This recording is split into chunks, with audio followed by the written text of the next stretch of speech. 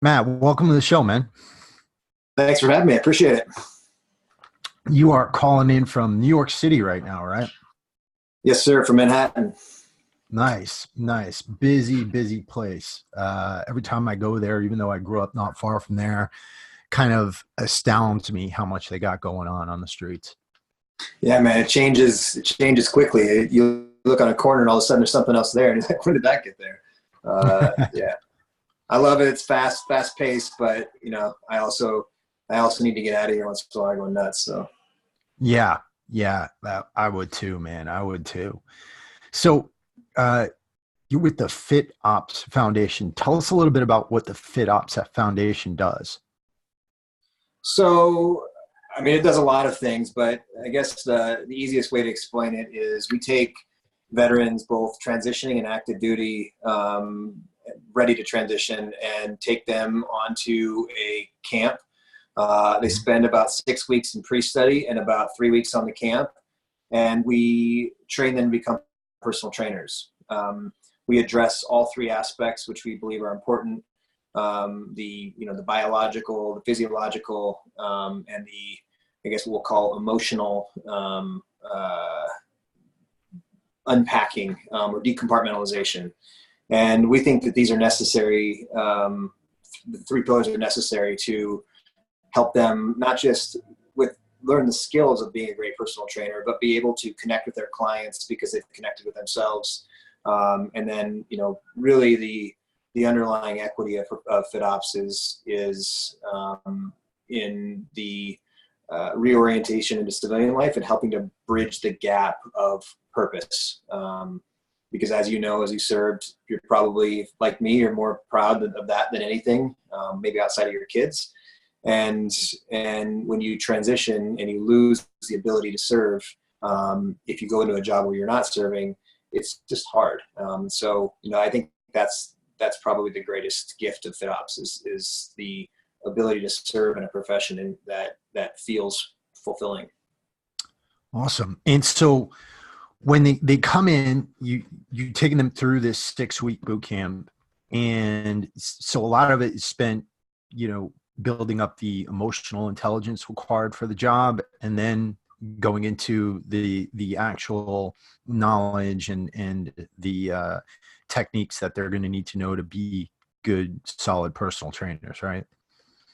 Yeah, I mean, I look at these guys more as like more than just a personal trainer. They're like personal trainer weapons. They have the education and knowledge and aggregated knowledge of all of the assets that we have here at Performix, which is the company that launched the FitOps Foundation.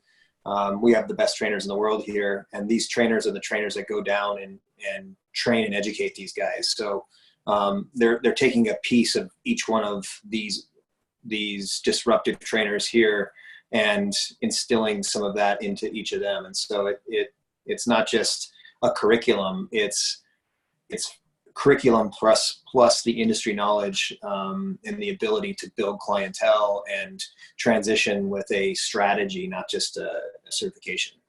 What is a disruptive trainer?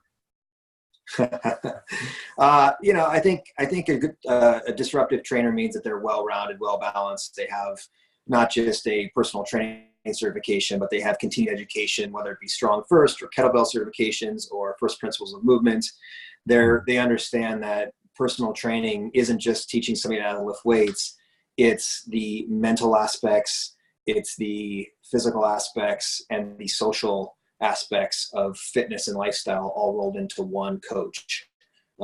That's what we're trying to teach these guys. Awesome. And so when you have a veteran come in and they apply, because they have to apply to get into this program, are there like prerequisites they got to take up? Are there, does there have to be any pre-existing skills or anything like that? No, we don't select by MOS. I would say, of all the MOSs, we'd probably see the most candidates out of like uh, 11 Bravo, or I don't know what the Marines, All but 311. ground troops.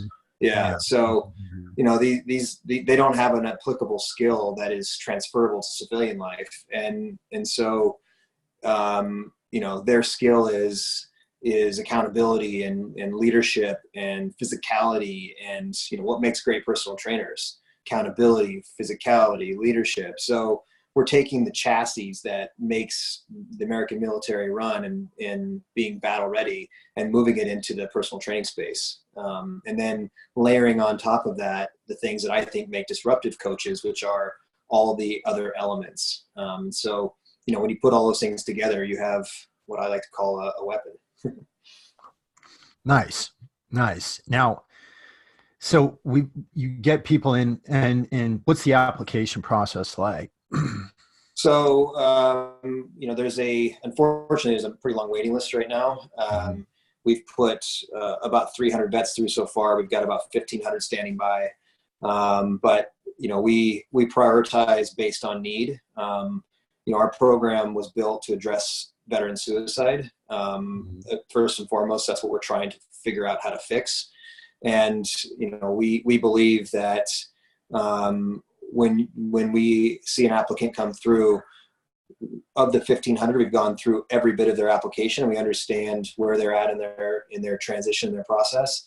And if somebody needs it more than others, we prioritize those people. So, it's first and foremost, you have to want to be, you have to want to serve people through fitness.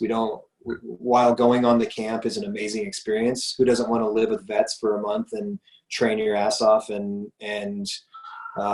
get your certification and eat well and get cool gear and hang out with John Cena? Like, everybody wants that.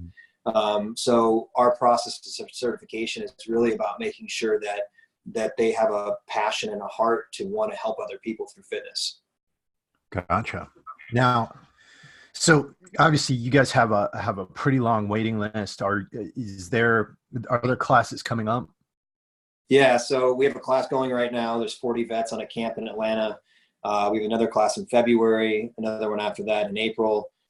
We run classes every quarter. We're trying to get a full-time camp built now.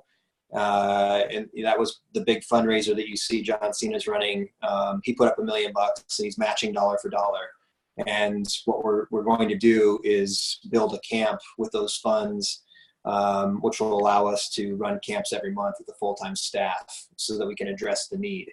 ABC News is doing a massive story on this around Veterans Day and next week. And my guess is we're going to get 10,000 applicants from that. So no pressure in getting the funds put together to build this, right? Yeah. So it seems like you guys have a good problem. There's a lot of desire for what you got, but you're at the point of trying to scale this thing out and trying to keep the engine going as far as keeping getting everybody through it in a timely manner, right? Yeah, it's we can talk practically about it, and it's a pretty defensible strategy in terms of what we're doing, but the emotional piece of this is it absolutely crushes me to see the suffering and the suicide that's happening in our community, and I got to fix it, and so I'll figure it out. Well, let's talk about some of the things guys can do in the meantime, right? I mean, there's a whole lot. I mean, besides everything. I mean, if you want to be a personal trainer, if you want to do anything, actually, I mean, I think in a lot of ways we live in an amazing time and place where the resources are more available than they've ever been, right? 100%. Yep. It's everywhere. I mean, you can take courses from major universities on YouTube. You can learn so much. So for that guy out there who might be on the waiting list, might not be able to go through this program for a while, what do you think are the big things you would focus on here? Oh, that's a great question. And you're asking a question that I think our staff needs to answer as well. And we're in this for about 18 months. We've run 9 camps now. We've saved 300 vets. But we do have a lot of people, and we do get a lot of emails saying, I need in right now. And the reason they're saying that is because they're desperate. And so, I think first and foremost, fitness is such a powerful tool, and we're sort of built to not hate it, but if you do PT every day for 4 years, 8 years, 12 years, whatever, the last thing you want to do when you get out the first day is go do PT. Right. And so I think without knowing it, they inadvertently hurt themselves by stopping exercise. Mm-hmm. Exercise. There's plenty of studies out there that show the power of physical fitness on mental fitness. And so, I think the first thing is get yourself in a place where, I don't care if everything else is crumbling around you, you can find a floor to do push-ups on. You can find a street to do a run on. You can find a gym owner who will actually let you work out for free. I don't know one gym owner out there. If I was a vet, walked off the street and said, "Man, I just need a place to train. Could I please work out here?" I can't think of a person that would say no. Maybe some big bureaucratic shitbox or something. But if you're an American and you have any soul whatsoever, you're going to let that person in there, and you're going to pay their service forward. And so I think for the vets that are out there listening, and for the vets that are looking for a career in fitness, I think it goes as far as, "Hey man, I need a place to train. And if there's any opportunity to becoming a trainer here, I'd love to learn from you. Could I please have an opportunity?" Yeah. I think that's readily available to everybody, because of the desire for the civilian population to give. There's no lack of desire out there. Right. No, I definitely think people say what they want about the United States as it is right now, but there's a lot of people out there who love veterans, who love the military, who love people who put their lives on the line to serve. And I think people of all political perspectives too, Sure. not just Republicans or anything like that, but even a lot of the liberal people I've met, they want to do what they can to help veterans. I think in a lot of ways for us, and it's to understand a couple of things. The primary thing is this: in order to get anything done, it's got to be us that jumps on it. It's got to be us that takes action, right? That's because people could give you things till they're blue in the face, but if you're not taking advantage of it and you're not actually doing the things to move yourself forward, then you're not going to get anywhere, right? Yep. I think that's 100% right. And I think to that point, there's a lot of people that want to give, and the reason for giving somehow rubs vets the wrong way. I don't want your pity. I want an opportunity, but I don't want your pity. And so, if somebody's putting a helping hand out there, I think there's absolutely plenty of those opportunities. I encourage, especially in the fitness category, it's not, the barriers to entry they're not high. Being an amazing trainer certainly is, the barriers of entry to that are high, because you need to train yourself beyond just getting a certification. But getting started in the fitness field, man, it's fast and easy, and it's a pretty quick ascension to business ownership. I know you've owned some gyms. I own some gyms. They're not complex. Doesn't mean that they're easy, but I think it's a career that you could find yourself in, and a business you could find yourself in pretty easily. Yeah, and that's the thing. I think there's a lot of ways of getting into it. One of the things I've told people in the past is you got to try to learn the business as much as you're going to learn the techniques, right? And that means that you have to learn how to be good with people, right? You've got to learn that empathetic note that you talked about a little earlier. Right.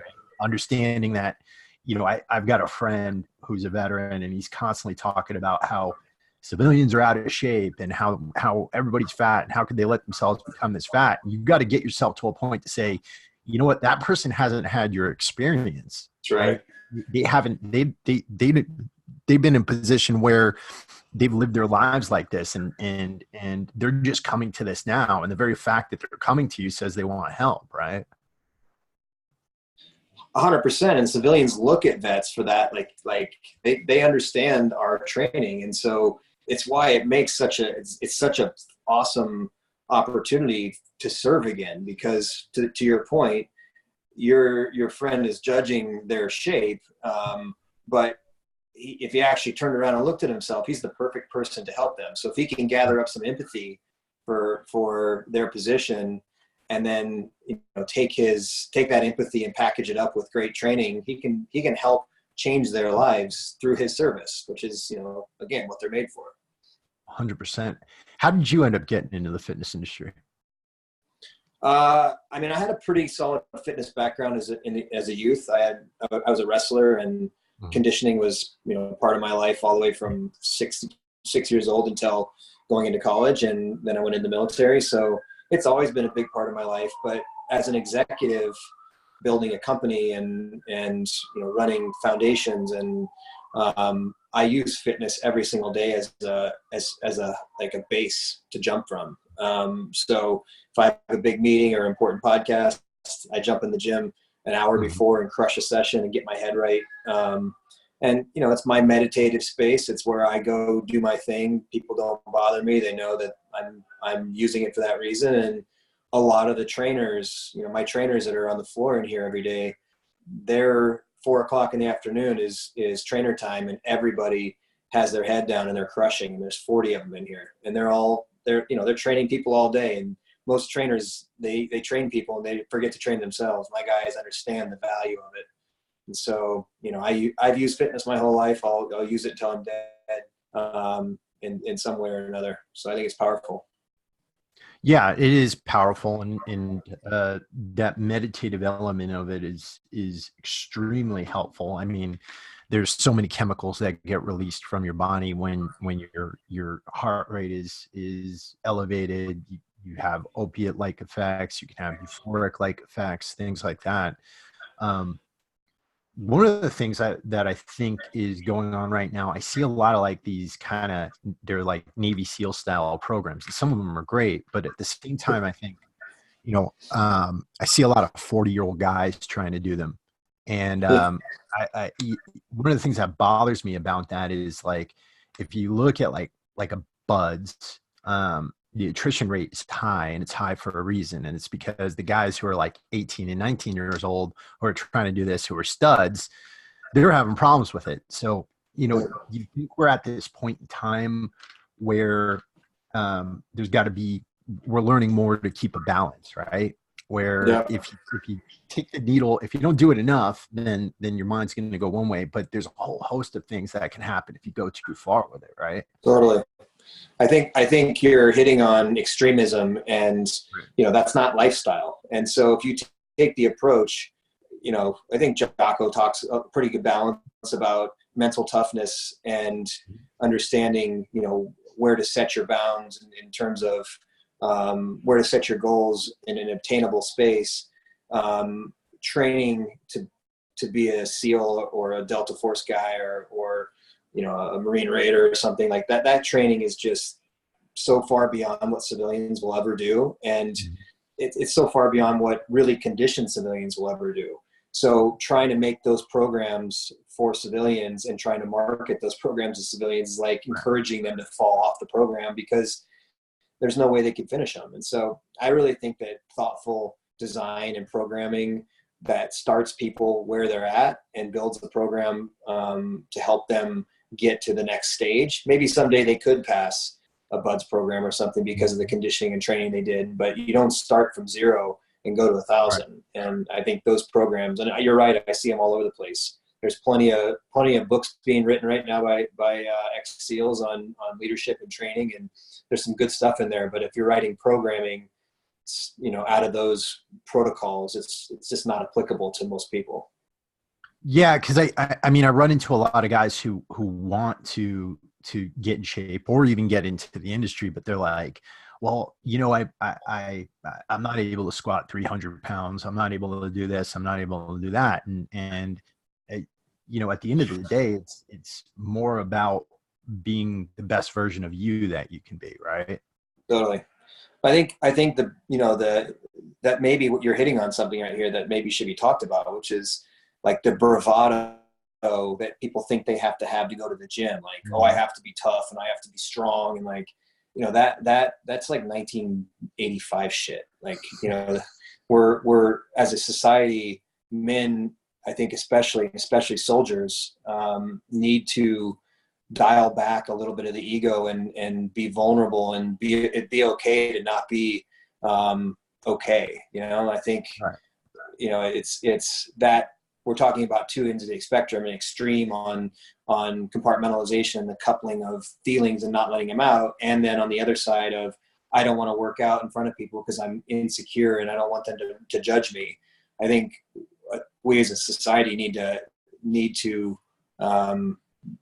be a little bit less hard on ourselves. And also, to your point about your buddy judging civilians, like how out of shape they are, a little bit more thoughtful about helping people come in and be a part of us of something versus, making it intimidating. But you're 100% right. It's out there and it's hard. It's a hard thing to knock down. Right. And, I think we have to kind of pull back from saying, all right, I'm a veteran, I'm going to be this way, and this is how I'm always going to be. And, a lot of us, we equate that with like an assault on our masculinity or something like that. And the thing is, real masculinity isn't about bravado. It's about action, right? Right. It's about doing what you need to do to hold the standards that you set for yourself. And, Right. and so Well put. I think that's an important thing to understand, because if you're wearing away your hormones because you're running a marathon every other day, or you're killing yourself, you're killing your joints, I mean, at some point the scale is going to crack and you're going to be in a position where you can't do this stuff, right? That's right. Yeah. No, I think that's I don't think I could put it better than you just put it. And it's a huge issue. We're all so competitive. And look at the CrossFit industry.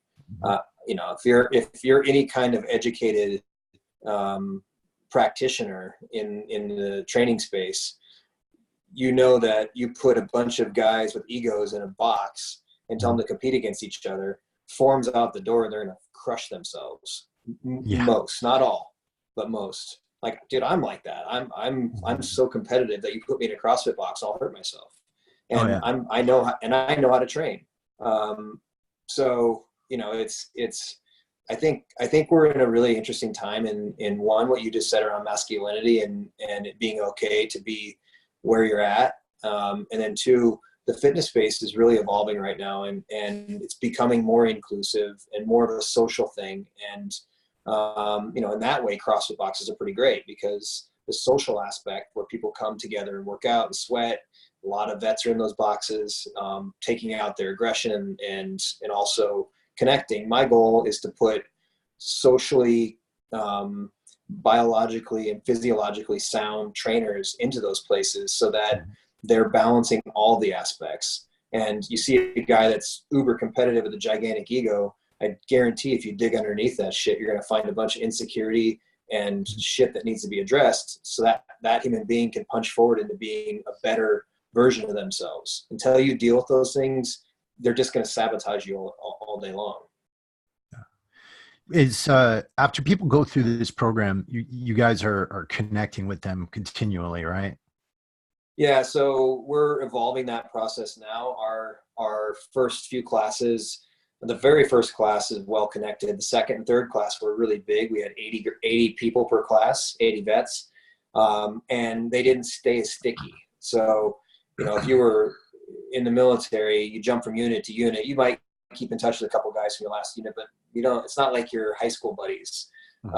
So, we're building continued education programs in each city so that as our guys go back to their, I guess, call them their duty stations where their gyms are at, they're creating a network. And, my whole hope for this is that they go back to their towns and pay it forward to other vets who are suffering in their towns.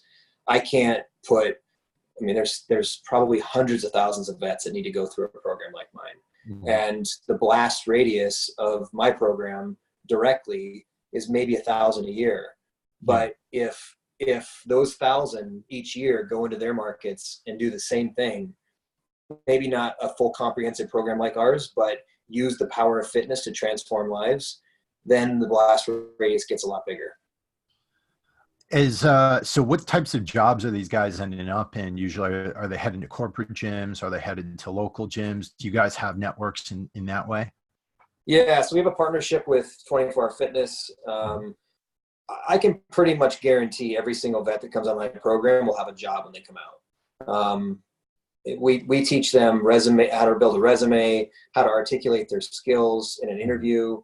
I interview every single vet before they leave and put them through the ringer, because I want to make sure they're prepared for any question. What they don't really understand is their skills and the desire in the civilian population to help, or give a vet an opportunity.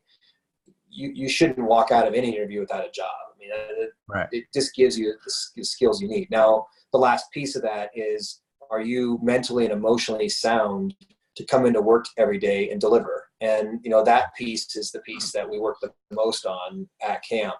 And I don't care if you're a vet or just a regular person, everybody's got shit. And, Right. and if you don't deal with that shit, the compartmentalization of it causes you to get agitated for no reason, or at least Right. you think it's no reason.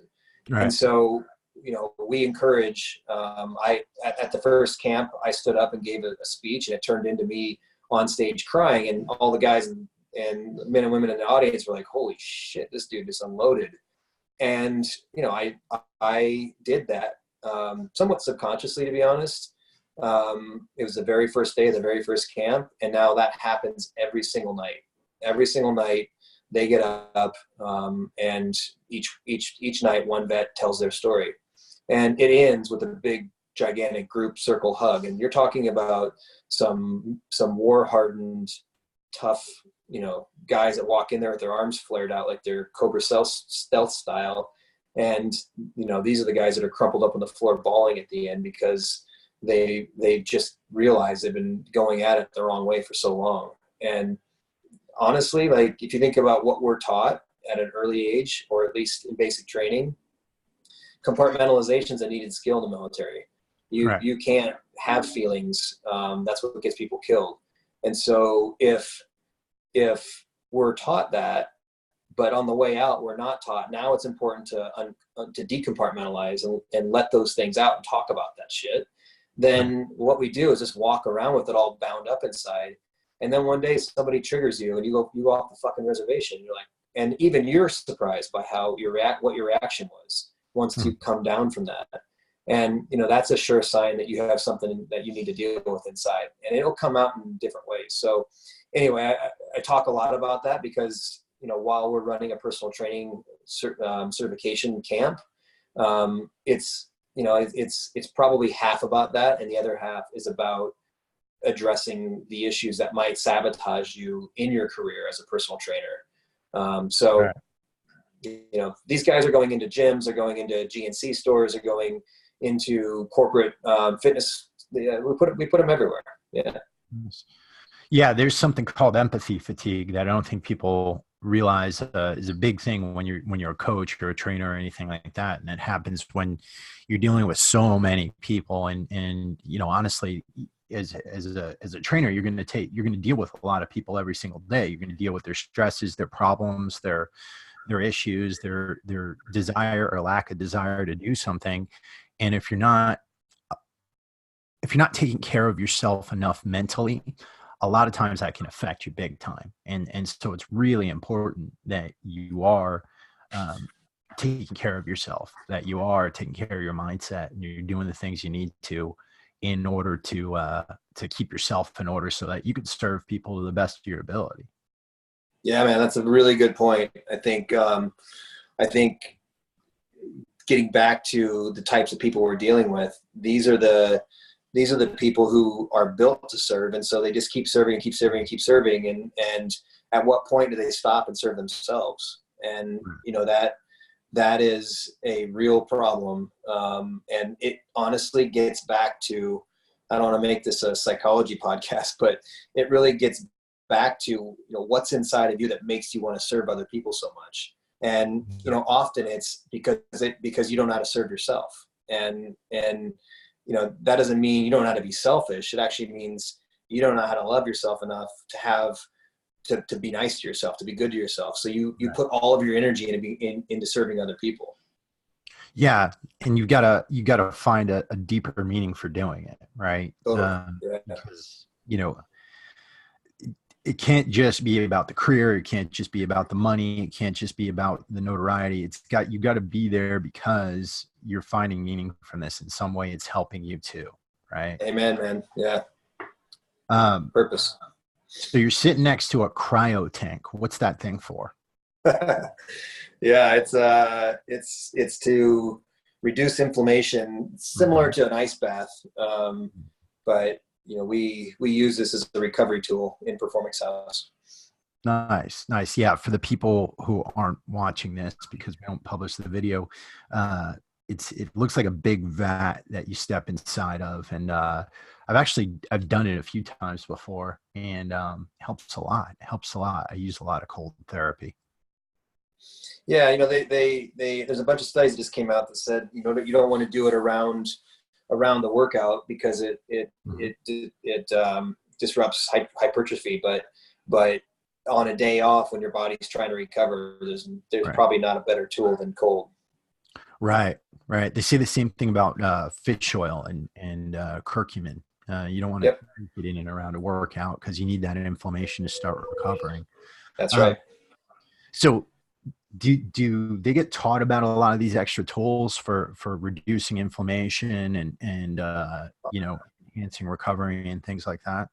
100%. Yep. We cover not just what's in a textbook. We cover the practical application that our trainers here at Performix House all go through with all their clients. We talk about nutrition tools.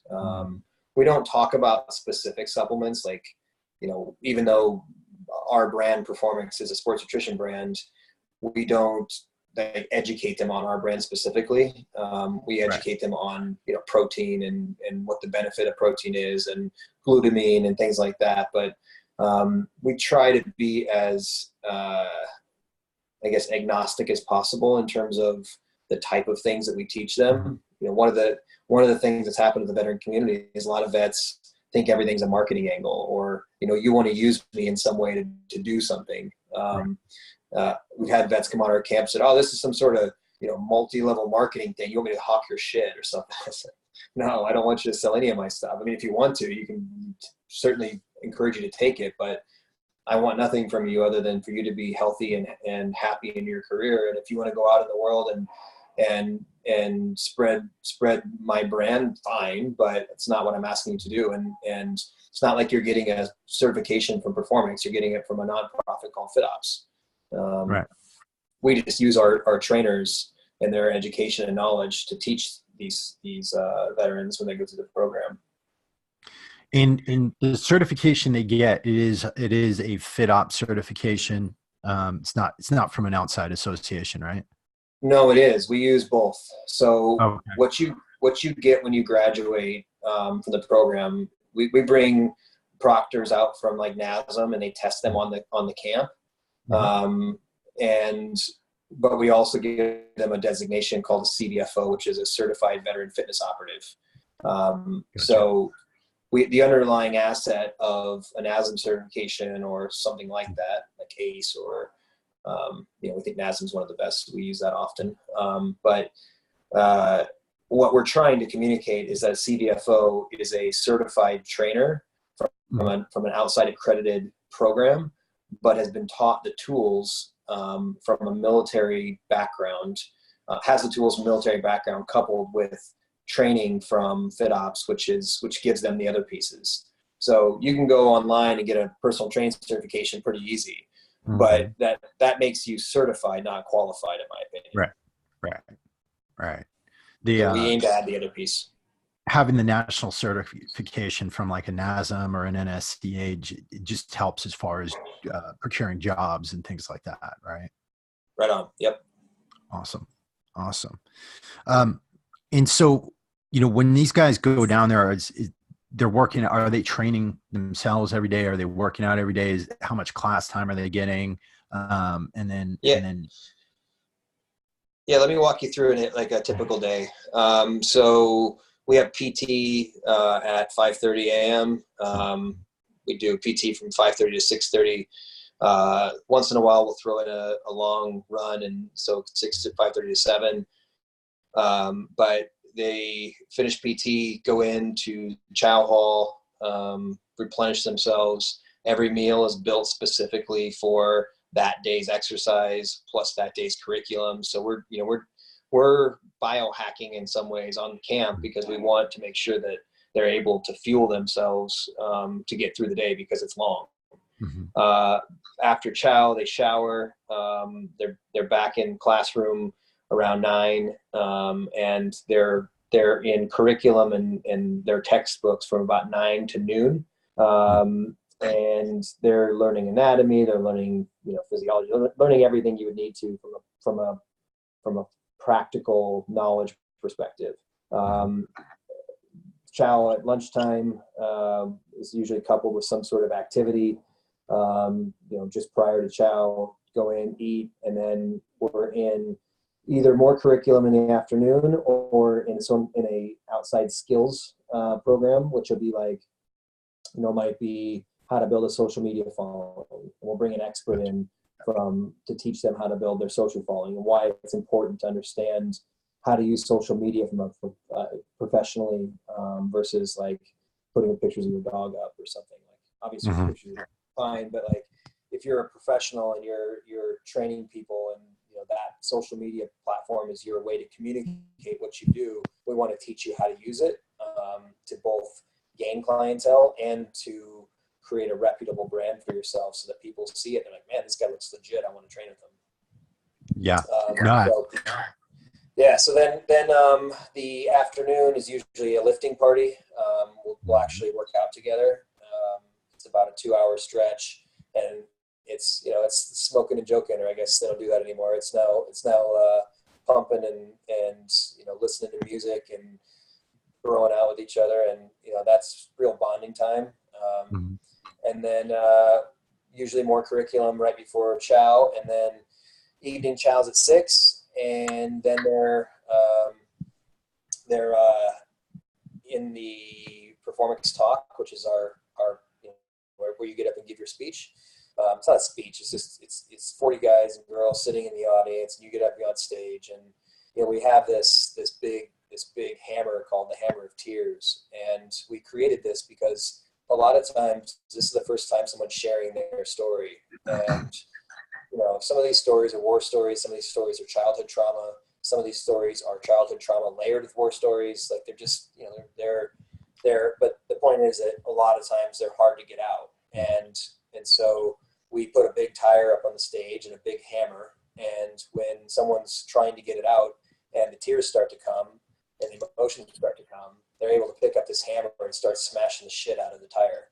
And while doing it, they're still talking, and it usually breaks through, meaning they get it out. And I've had guys up there that I thought were going to smash that hammer through the fucking stage because they were so emotional and so angry and so charged. It's powerful, man. I get goosebumps talking about it now because it's, in a typical therapy session, like sitting in a group of, I can't think of a worse thing than go to a community center and sit around in a circle of chairs where people are just staring at you, and like you're someone who's never really shared and you don't cry, and everyone's staring at you, and they're like share, it's okay. And you're like, mm-hmm. Yeah, man, that's not really how I do it. And so I'm not saying that that's not the right way for some people, but for vets who have compartmentalized everything, you need a different format. And so it just kind of evolved for us, and not everybody gets up there and smashes shit, but everybody's holding that hammer, and we like to think the hammer has a little bit of power to make people cry. So, there's a guy named Bobby that goes to our camp, and he made a big joke. He said, I thought I was coming down for personal training certification, and all I've fucking done since I got here is cried. And, he was a guy that really needed to. He was suicidal, attempted suicide multiple times. And we addressed his stuff by letting him get his story out. And his story was one of the most horrific stories I've ever heard. He was in the first team that went into Iraq. And I mean, I get emotional just thinking about now him in that story. But those are the times where these guys are able to be in a trusted group of people and share the hard things. And that usually goes on for about an hour and a half each night. It always ends in a big, gigantic hug. And sometimes around a campfire, sometimes, if it's cold out, we'll be inside of a training hall. But the point is, it's a safe space. It's a place where you've bonded and people are feel like they can share shit that they couldn't share anywhere else. Awesome, man. Awesome. Yeah, that sounds amazing. So right now you said there's a waiting list. Approximately how long is the waiting list, or how much time could somebody expect to wait if they get into the program? I mean, it depends on the person. There's people that are on the list that are transitioning in a year or 2 years, and I want to get into a program. Can I please get my name in now? And there's also people like Bobby who need it right now. So we Skype interview every single candidate, and then we have a board. We basically just put by need of prioritization of where they're at in their life. We put their name on a board and we move their names up and down based on the need. And so, the goal is to get to the place where we can serve everybody within 12 months. Right now, we can put, John Cena put $1 million into our program this year, which is just epic, because I had been funding it basically out of my own pocket since we started it. And we put a couple $1 million into getting it off the ground and doing the research needed to appropriately deliver a program like this. John's donation puts enough money in the bank to put about, that's 2,000 vets, $2,000 a vet to go through the program is what it costs us. So that's 500 people right there, 500 vets. So, now as we scale, we've got some pretty big donations coming in from GNC and a few other companies that I believe will take us somewhere in that $2 to $3 million range, and that'll allow us to actually build our program. So, I wish I could tell you that you apply tomorrow, you apply this week, and you're accepted next week with your date. We're not there yet, but the proof of concept is there, the need is there. Now it's just about finding people that are willing to give and they see the benefit. Obviously, veteran suicide numbers are going up, not down, and we got to address it ourselves because it's been made pretty clear that the VA does not have a solve for it. I don't think the politicians understand the complexity of the problem, and even if they do, moving the red tape to get something done is pretty tough. So, we've got, I believe, at least a really good shot at taking that number down through a program like this. But if 25 vets a day are dying, then I've got to find a way to scale it up to the point where I can put 25 vets a day through a program. So I don't look at it as like my single-handedly going to fix the problem, but if I can take the numbers down, then I'm at least doing a part. Yeah, and where can people go to donate? FitOps.org, FITOPS.org. And right now, until Veterans Day, John is matching every dollar that comes in. So if you give $10, you're actually giving 20. Outstanding. Awesome. Well, Matt, thank you so much for coming on. Thank you for starting this program. It's I think it's a great idea bringing people in and actually taking them through a camp that gets them a new career in the end, and gives them some life-changing experiences in the process. For everybody out there, some of the other things we said here today is that, if you are in a position where things might seem bad right now, one of the things you really need to do is look at your life right now, and you got to somehow find a place where you can be grateful, right? Because in all honesty, we are all lucky, right? Our generation of veterans has been through a lot, but if you think about what some people went through in World War I and World War II, if you think about the way life was up until just 20 or 30 years ago, we're lucky enough to be born in this time and place.